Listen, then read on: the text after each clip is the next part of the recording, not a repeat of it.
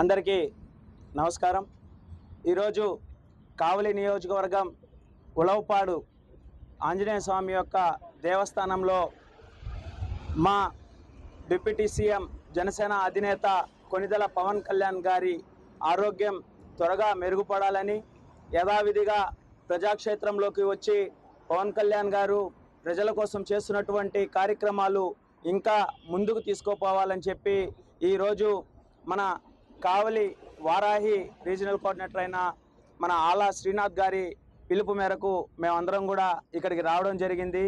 పవన్ కళ్యాణ్ గారి ఆరోగ్యం బాగుండాలని చెప్పి మన పబ్బా సాయి గారు కానివ్వండి, అదేవిధంగా చాలామంది ఇక్కడ ప్రసాదాలు ఖండించి పవన్ కళ్యాణ్ గారు అంటే ఎంత ప్రేమో అందరికి కూడా ఈ యొక్క పూజలు ఎంత కూడా రాష్ట్రం మొత్తం పవన్ కళ్యాణ్ గారి కోసం చేస్తున్నటువంటి ఈ పూజలు హోమాలు ఇవన్నీ కూడా ఒక నిదర్శనం।